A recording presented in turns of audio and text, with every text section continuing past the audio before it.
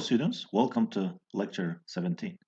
Today we will continue our topic on support vector machines and we will study a dual form of support vector machines, which is another view of optimization to obtain the solutions for SVMs. In the previous lecture we studied linear SVMs and that they are robust because of the large margin hyperplane formulation, which can tolerate noise in data. Also, we mentioned that the optimization problem of the SVM is based on quadratic programming techniques with convexity properties, which is easy to optimize. In today's lecture, we will take a look at a different view of the SVM optimization, which we will call as dual SVM. In particular, we will form a Lagrangian dual SVM and work through the solution of the dual SVMs. And we will discuss the motivation of the dual SVM formulation. So far, our entire discussion assumed that the data is linearly separable, as we can see in this example. And we focus on separating these data sets with the maximal or maximum margin hyperplanes. Right? What if the data is not linearly separable, as in these two examples? Here we can see two noisy data points that render the data non-separable. This one and then this one. Well, in this case, we see that the data is totally nonlinear, or the target function is inherently nonlinear. For this case, on the left-hand side example, we prefer a linear separator that tolerates few noisy data points to handle the situation similar to Pocket PLA, right? While to address this situation, in this example, we can use a nonlinear transformation function that maps our data into a higher dimensional space, into a representation that makes it linearly separable. And then we can try to find the maximum margin hyperplane, or the SVMs, on that space on different representation of this dataset. For example, we will see that a nonlinear transformation can be used to transform data such that it becomes linearly separable in some high-dimensional feature space. As shown in this picture, given our data, which is non-linearly separable, we can transform it using a nonlinear mapping. This could be a polynomial function, for instance. Okay, that takes our data into, let's call it as a Z space, where the data is separable. Okay, we can draw a line between two classes here. After transforming the data into Z space, we can learn or estimate the hyperplane with their maximum margin. This could be your SVM, linear SVM, right? While classification can also be done in X space. The decision boundary in Z space will correspond to the circular decision boundary in X space, right? So the phi transformation function transforms input data into Z coordinate space. So we take the original X and then map it to the Z coordinate space. And the dimensionality of our transformed data in Z space could be large or high, okay, which will result possibly in more number of weight parameters. We call it as W tilde, right? So in order to be able to transform, to perform such nonlinear transformation, we need to go through the formulation of the nonlinear SVMs, okay? But the first step is, of course, the formulation of the dual SVM. So in the next lecture, we will come back to this example after formulating the dual form of the SVM.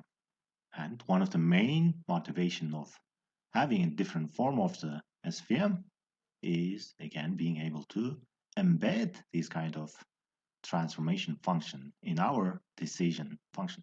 After transforming the data, we can obtain a nonlinear form of SVM where we solve the same hard margin SVM optimization problem, but in the Z space, which is written with Zn, okay, instead of Xn for all given examples.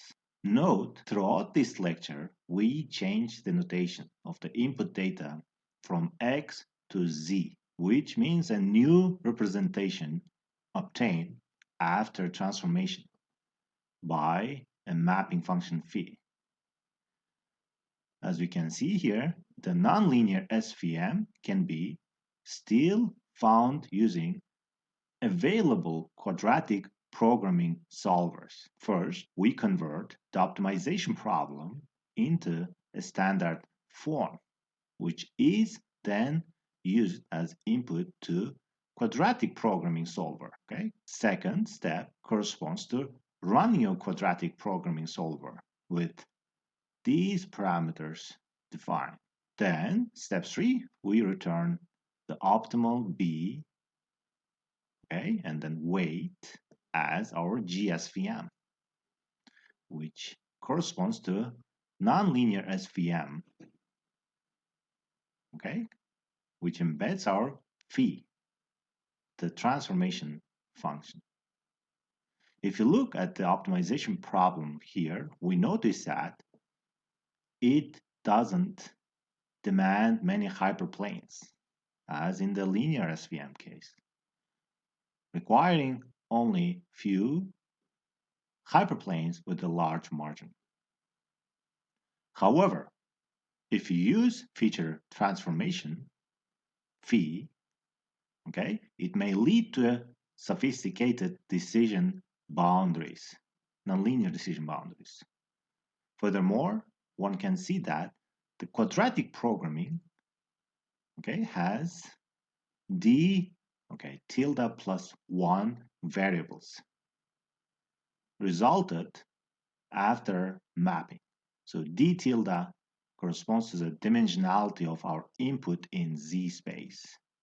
And depending on type of the function you're using, this could be 10th order polynomial, 20th order polynomial, or even very higher higher order polynomials, which will lead to a very sophisticated, higher dimensional feature space. It could be even infinite dimensional feature space. Well, W tilde or weight will increase if you map into a higher dimensional feature space, right? So which could result in a complex hypothesis function that can overfit. Also, we notice in the optimization, we have n linear constraints, which can grow depending on the size of our data, n, right? So the first step in deriving the nonlinear SVM is that we need to reformulate the original SVM optimization. We call it as a primal form, primal optimization problem, into an equivalent one that does not depend on the dimensionality of the input, or the transformed input, the tilde, which will allow us to be able to map our input data into very high dimensional feature space. Our goal now is to derive an equivalent SVM optimization that doesn't depend on dimensionality, the tilde plus 1, okay, of the input data. The benefit of the nonlinear transform is that we can use a sophisticated, let's say, boundary to minimize in-sample error. However, we will pay the price to get this sophisticated boundary in terms of a larger VC dimension, and which will lead to overfitting problem. Okay, the original SVM solves quadratic programming of d plus 1 variables, again, which depend on the dimensionality of input, which coincides with the dimensionality of the Z space. And we also see that it has n constraint, linear constraint. We want to derive an equivalent SVM that is based on quadratic programming, convex quadratic programming, but with only n variables and n plus 1 constraints, right? So we want to have this equivalent SVM, which will be independent on the dimensionality of input data. In today's lecture, we will introduce some necessary math without rigor to help understand SVM deeper. We will also go through the dual SVM problem, which will be equivalent to the original primal problem. Solving both problem gives the same optimal hyperplane, but the dual problem is often easier to solve. We will use Lagrangian multipliers as the key tool in deriving the dual SVM. The connection between primal and dual optimization problems in general is a heavy studied subject in optimization theory. And we only introduce those pieces that we need for the SVM.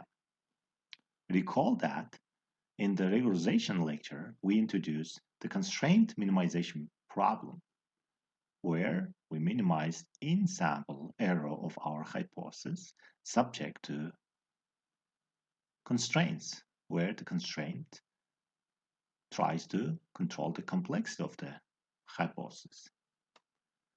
C, in this case, is a user-specified parameter. We showed that for given C, there is a lambda such that minimizing augmented error gives the same solution, the same regularized solution. So constraint minimization was equal to minimizing the augmented error with some parameter. We viewed lambda as a Lagrange multiplier, where the lambda is a user-specified parameter instead of the C, and minimize the augmented error instead of solving the constraint minimization problem. Here, we are also going to use Lagrange multipliers, but in a slightly different way. Okay, so Lagrange multipliers will arise as variables that correspond to the constraint.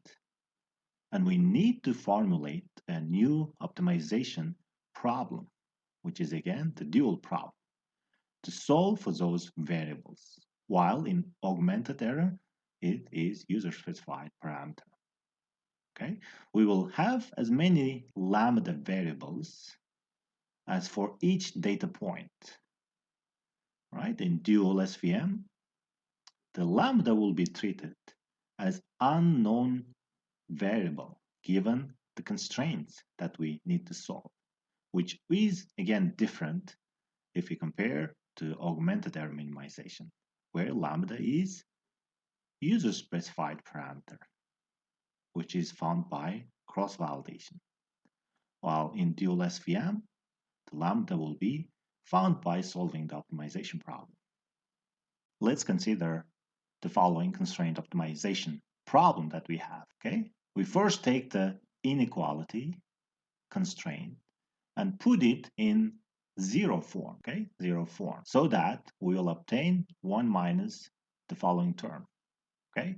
We just take this to the other side of 1 minus this term is equal to 0. That is 0. Then we combine to form the full optimization problem here, which is a Lagrangian function, L, denoted by L, which depends on W, P, weight, and then bias, and the alpha. Basically, we are combining the objective function with the constraints and then forming the Lagrangian function. Here, we know B and W are the weight and bias parameters. Alpha is called Lagrangian multiplier, right? Which is coupled with each example from first to nth example. We have Lagrangian multiplier, which is a scalar value. We minimize the Lagrangian function, the following Lagrangian function with respect to W and then bias. We also call them as a primal variables. While at the same time, we want to maximize Lagrangian with respect to alpha, Lagrange multipliers. Okay, we call also these multipliers, Lagrange multipliers, as dual variables. Okay, and alpha should be non-negative. We will see it later. The original primal SVM optimization problem is equivalent to the dual formulation as long as there is at least one solution that satisfies the constraint in the primal formulation. We will see that the advantage of dual formulation or dual optimization is that the minimization with respect to W will be unconstrained. And the price is slightly more complex objective function that involves Lagrangian penalty term. We can consider this as also a penalty term. Let's take a look at the following example.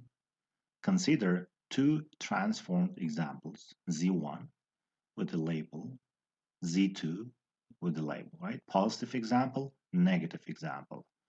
We know that Z1 is Z and then Z2 is negative Z.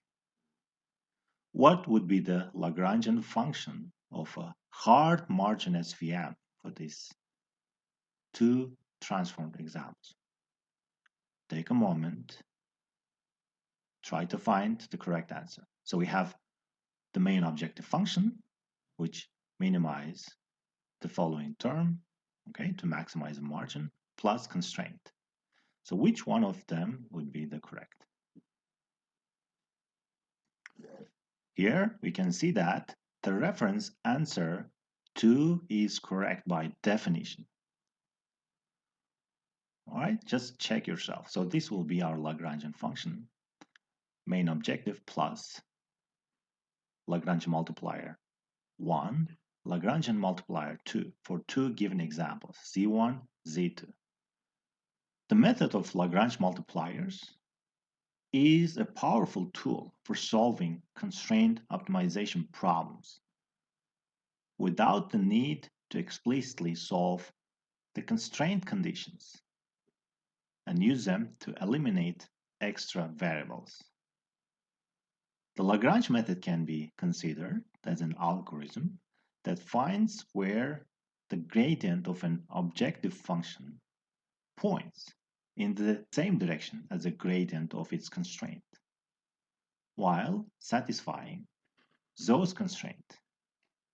Okay? Let's here in this example fix Lagrange multiplier as alpha prime and require that all alphas are non-negative. We can confirm, okay, for the fixed alpha, the following relationship.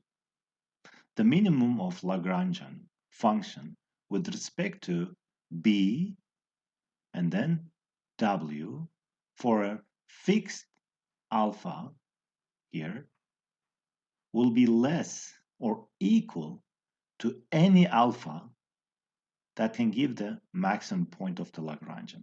Our main goal is to minimize the Lagrangian function with respect to primal variables and maximize with respect to dual variables alpha, right?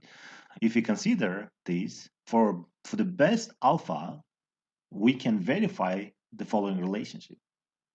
The impact of this is that the solution to the optimization problem on the right-hand side here gives a solution to the problem on the left-hand side, which is actually the problem that we want to solve.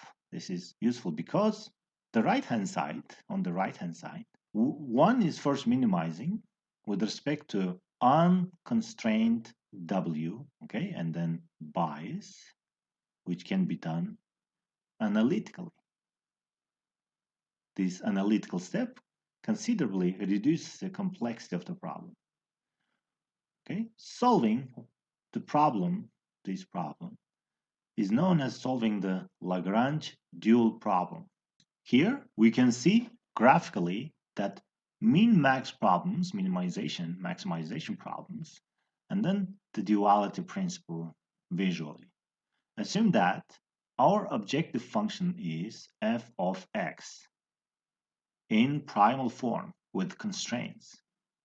Right here, x represents the primal variable, while dual formulation of the primal optimization can be represented as lambda, q of lambda, where lambda is again dual variable or Lagrangian multiplier.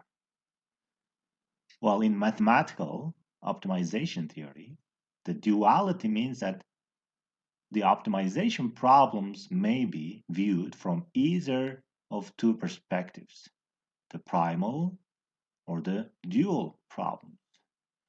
And the solution to the dual problem provides a lower bound to the solution of the primal minimization, maximization, minimization.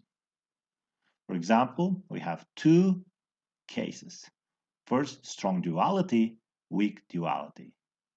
Okay, so strong duality is where the minimum of primal and the maximum of dual meets are equal. Okay, lambda star is equal to f of x star. This is star means the optimal variable. While weak duality is a case where the q of our dual lambda star is less than the optimal of the primal optimization. Okay, so in formulating the dual form of the SVM, we are trying to look at the following: minimization with respect to primal variables and maximization with respect to dual variables. Let's go through the steps for solving the Lagrange dual problem. We must first minimize, okay, the Lagrangian with respect to B and then W, and then maximize with respect to alpha. This is called as min-max optimization problem. Here we have the Lagrangian function, okay, that we defined, which combines objective plus with the constraint. So to minimize the Lagrangian with respect to B and W, we need the derivatives of Lagrangian, L. Right? The derivative with respect to B, we can see, is just the coefficient of B, because B, the bias, appears linearly in the Lagrangian. And to differentiate the terms involving the W, we need some vector calculus identities from your linear algebra course that you studied in your linear algebra. So first, it's easy. So partial, if you get the partial derivative of L, okay, with respect to bias, we will receive the following, which can be easily verified. This is, right, very easy, cancels out. So we open up the parentheses. We're only left with alpha, which is multiplied by y and then b. Okay, that is the only term left. And setting this derivative, okay, to 0 gives us the following: alpha y terms should be equal to 0. Well, here we got a constraint that alpha must satisfy at the final solution. Okay, the alpha. And here the stationarity conditions for b, unfortunately, doesn't allow us to solve for b directly. We were interested in solving for b, but the b has been removed. Okay, if we substitute this term in our Lagrangian function in the inner problem, we see that the bias will be removed. We'll see that we can restore the bias later. Next, we differentiate with respect to W. Okay, take the partial of Lagrangian with respect to W. It's the second primal variable. And setting these derivatives to 0 gives us the following. So partial of L with respect to W initially gives us Wi minus the following term, right? So you can also check it yourself. So one of these is left, alpha cancels out, alpha y, and then z is left. There is no loss of optimality if you solve it with a constraint where we have the following. W is equal to linear combination of alpha, y, and zn. Now we plug the stationarity constraints back to Lagrangian, and we will get a function solely in terms of a primal variable, alpha, or Lagrangian multiplier. Again, we see that the alpha times y terms disappear, should be 0 when we did partial of L with respect to bias, which means that the term involving B in the Lagrangian disappears or reduces to 0. However, we want the B, right? We want to find the B as a solution. The terms in the Lagrangian function involving the weights reduces the Lagrangian to a simpler function of just the variable alpha, as we can see here. Now, the question is, we have the maximization problem here, which is represented purely by Lagrangian multipliers. And the B disappeared, right? How can we find the optimal B? Okay, the weight is, okay, the W can be found if we solve for alpha, right here. But how can we restore the bias? To answer that question, we can use the theorem by Karush-Kuhn-Tucker that will allow us to ultimately recover the bias. One more time, the dual form of the optimization is purely represented in terms of dual variables, as shown here. And we have simpler constraints where we require alpha to be non-negative and the following constraint, right? Much simpler than the original primal formulation. We must now maximize the following objective function subject to the following constraints. And we cannot forget the constraint alpha times y to be 0, which we inherited from the stationarity condition on the bias B. All right, to recover the B, to solve for the B, we use KKT optimality conditions. The KKT stands for the names of the 3 people, Karush, Kuhn, Tucker, who have provided these conditions, optimality conditions. So we have 3 KKT conditions that characterize the relationship between optimal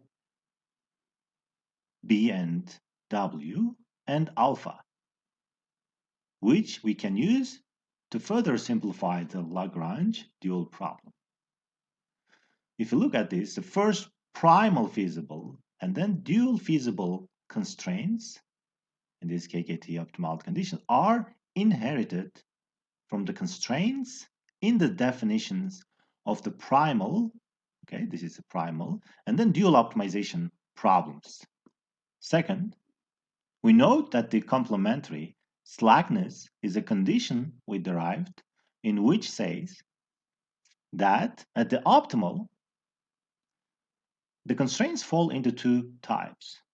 The dual inner optimal, those which are on the boundary and are exactly satisfied, also known as the active constraints, and primal inner optimal, those which are in the interior of the feasible set, feasible region. The interior constraints must have Lagrange multipliers equal to 0 All right? The stationarity with respect to W and then bias is the necessary and sufficient conditions for our convex problem in order to solve the first part of the dual problem, namely minimize the Lagrangian with respect to bias and then weight. So we can use KKT conditions to solve W and then B from optimal alpha using primal inner optimal constraints. All right, again, here we are talking about those types of constraints which are in the interior and feasible set. And the interior constraints, in this case, will have alpha or Lagrange multipliers to be equal to 0. And by using these equality, we can solve for B. The dual formulation of SVM that we derived is as follows, which is a maximization problem, right? We want to maximize the following objective function with respect to alpha, right? We see here negative 1 over 2, the following term, plus this term. We can equivalently minimize the negative of this Lagrangian, right? And so we have the following optimization problem to solve. So from maximization to minimization, we just change the signs, right? Plus into minus into plus, 1 over 2, and minus. Subject to the following constraints, right? These constraints, and alpha is non-negative. Well, we have not solved the problem yet. However, we see that we have reduced the SVM optimization problem to another convex quadratic programming problem. This is the quadratic term, right? Quadratic term. This is the norm, and if you open up the norm, we'll obtain the following. We see here the alpha, y, the labels of our data, and our input data. This is the matrix, right? The inner product matrix. Recall that the original SVM also solves convex quadratic programming where d plus 1 variables exist with n constraints. Here, the dual optimization problem, as we can see, has only n variables, okay, in the objective as well, which is alpha. Alpha is n variables coupled with each example. And n plus 1 constraints. Okay, n plus 1 constraints. How can we solve this type of problem? We can obtain the solutions to the dual SVM using quadratic programming solvers. Recall that we need to read the manual of, let's say, quadratic programming solvers and convert this optimization problem that we have derived into a standard form, which can be used as input to QP, quadratic programming solvers, right? And then we can run the quadratic programming solver to obtain the alpha weights. And we can use those alpha weights as a solution in our SVM function. Here, note that in changing from this form into standard form, we want to first isolate the coefficients from the alpha values. The coefficients are, let's say, these values, since the alphas are parameters that we are interested in. So what quadratic programming library receives are the coefficients, Q, this is a matrix, basically, of our particular problem, and produce the alpha, that minimize the above this problem. This can be accomplished using these quadratic programming solvers. So Q is a matrix, alphas are the Lagrange multipliers or the parameters we're interested in. P is Again, -1, this is a vector, tall vector of just -1s, and alpha, right? So this is alpha -1, we put it here, and alpha. And constraints, we translate the constraints, alpha, A transpose alpha greater than C. Again, we need to read the manual of your quadratic programming solver to solve this kind of these dual problems. Note that the quadratic programming that we are trying to solve contains a large matrix, the Q, which is often non-zero and scales with the size of the training data.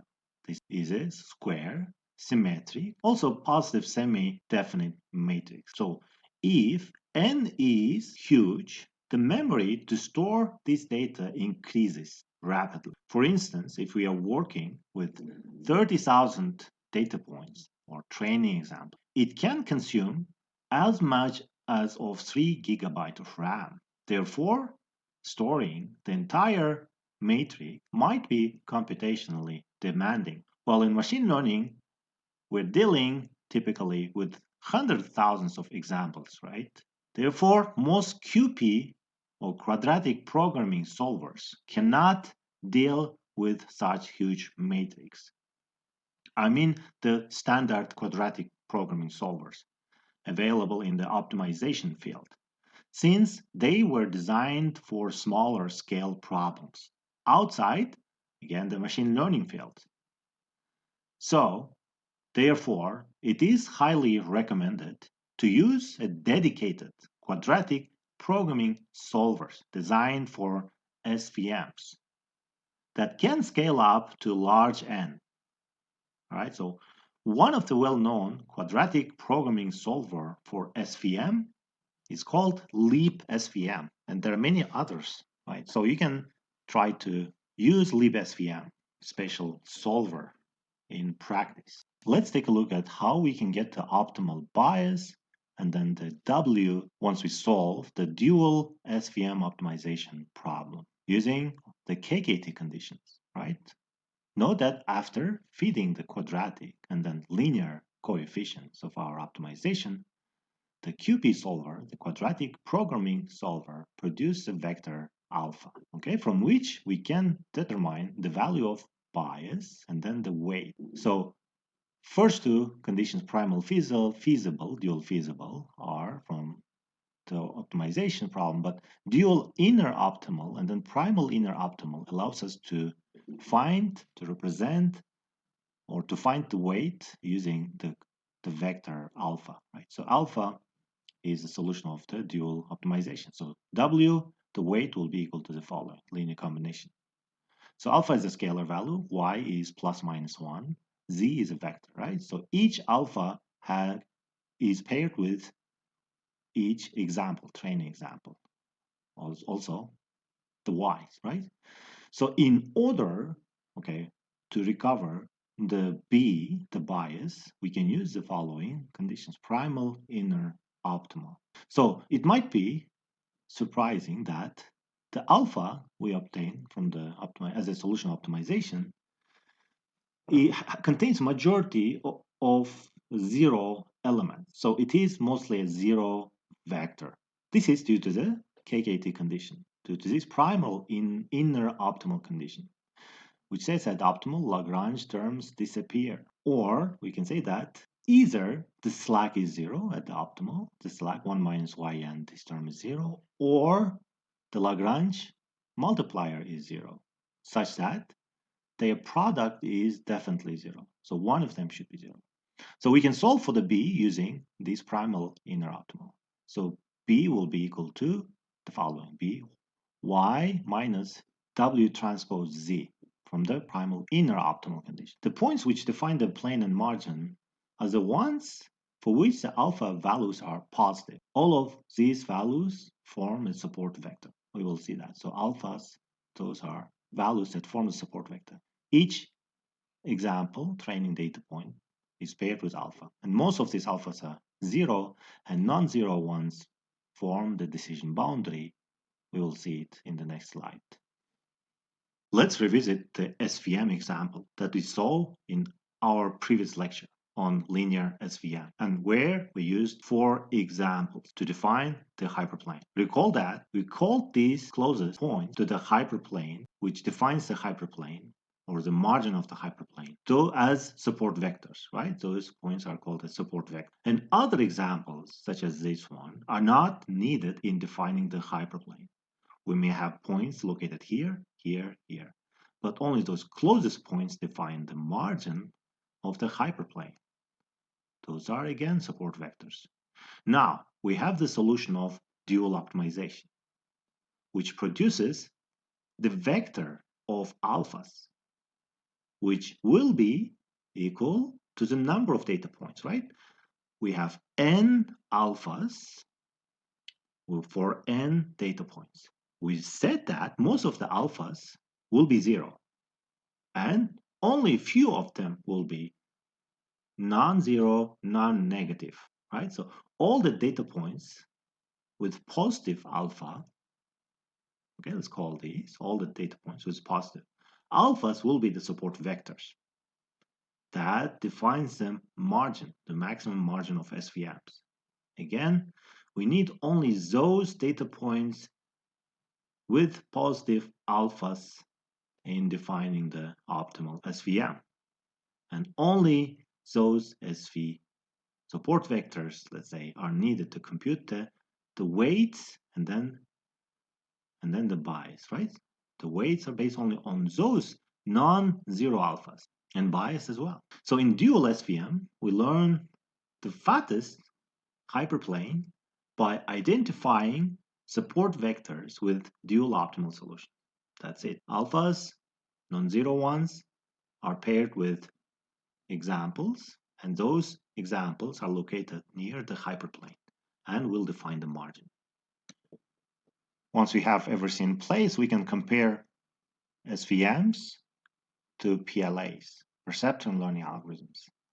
In SVM, the optimal weights are obtained by solving the dual solution, while in PLA, the weights, optimal weights, are obtained by mistake correction. Right? In both cases, we know that the weights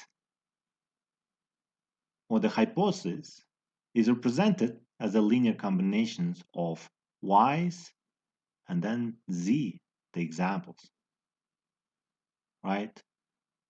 While in SVM, alpha obtained from dual solution, the beta by mistake correction in PLA. Well, the W as a linear combination of the examples, training examples, and y's will be true for linear and logistic regression as well. If you consider just the weight to be 0, the bias to be equal to 0, right? If you ignore this. And we can call these, or the weights are represented by data. The weights are represented by a linear combination of the data. However, in SVMs, look, the hypothesis or the weights are represented by support vectors only, because most of the alphas are 0 as a solution of obtained from the dual programming, let's say quadratic programming. Only a few of them will be non-zero. The solution in SVMs are represented by support vectors only. If we assume that we're working with n is equal to, let's say, 100,000, only, let's say, 1,000 or even fewer alphas will be non-zero, but 90,000 of them will be 0, right? The alphas paired with the 90,000 examples will be 0. While in PLA, all data is required to represent the weight. In logistic linear regression, same, all data. But in SVM, again, only support vectors are important. Finally, if we compare the primal and then dual hard margin SVMs, we know that both are quadratic, convex optimization problem. In the primal SVM, we have linear inequality constraints, which is more difficult to solve, right? If you compare it to the constraints in the dual SVM, simpler constraint, linearity constraint. In addition, we see that the number of variables change from d plus 1 to n variables. In primal, we have d plus 1 variables. In dual, we have only n variables, which are the lengths of the data size and the vector alpha, right? The primal, let's say, the primal optimization is well suited when we work with a data that does not have high dimensionality, okay, in terms of computational complexity. While the dual is best or preferred when the number of examples are limited, as we need to store the Q matrix. We said that if we have 30,000 examples, it would require 3 GB of RAM to store the data. So finally, if we interpret the physical meaning of both solutions, that in primal case, we're locating spatial scaled B bias and weight that define the maximum margin. While in dual case, we're locating only support vectors, non-zero alphas. The examples with non-zero alphas. Alphas are their coefficients. Those are the difference in between two in terms of interpreting the physical meaning of the solutions. The solutions to both optimization results in optimal bias and weight for large margin hyperplane, which we can use in our decision-making function as follows: GSVM. Okay, so phi is again the mapping function that takes x represents as z. We will come to the details of phi in our next lecture when we talk about kernel-based support vector machines. We have come so far up to this point, from primal to dual. Are we done yet? That's the question. We derived SVM that doesn't depend on the input dimensionality of the data, but ended up with another optimization problem, this one, which may not scale well when we have many training examples, if n is huge. In particular, we know that the Q matrix involves computing the dot product in d-dimensional space. Okay, this is our dot product or inner product matrix, which still depends on the dimensionality. So to obtain the full independence on the dimensionality, we have to consider how we could compute the dot product efficiently, which will be the subject of our next lecture. And we'll also define specifically how Z space is constructed, what kind of mapping function we can use. Let's consider the following quiz. Consider applying dual hard margin SVM on 5,566 examples and getting 1126 support vectors, right? Then which of the following can be the number of examples that are on the FAD boundary? That is support vector candidates. So we have 5,566. Which one of them? 0? No. 9999? No. So you need to choose one of two. Think about it. We said most of the alphas are 0, right? So 1126 are the one support vectors with non-zero alpha. So here, the answer is number 3. Why? Because support vectors are always on the FAD boundary. And then we had following relations. So n, 5,566, and the candidate support vectors are usually higher or equal to the support vectors that we obtained, right? So the candidate support vectors can be a bit greater than these. That was the question, which are the candidate support vectors? The 4 doesn't work because we have 5,566, but this is more, right? 0 is not the correct answer. So second is not, because it is less than the support vectors. While the 3 is the correct one. And we can say that 1126 support vectors define the FAD boundary out of 1234 potential support vector candidates. In today's lecture, we have studied dual support vector machines and the motivation behind of dual support vector machines. One of them was to remove the original optimization being dependent on the dimensionality of the input. We used Lagrangian method, Lagrangian multipliers, to derive the dual SVM and discussed briefly about KKT conditions. That was linking the primal and dual optimizations. We've seen how we can solve the dual SVM using, let's say, partial differentiation and obtained another quadratic programming problem. Okay, and we mentioned that it's better to use spatial solver because the dual formulation of SVM depends on the number of examples, data size. We also said that the message behind the dual SVM, whereas support vectors represent the fattest hyperplane, okay, paired with non-zero alphas. In the coming lecture, we will see more about how we can calculate, compute the inner product or dot product matrix that appeared in our dual SVM problem efficiently.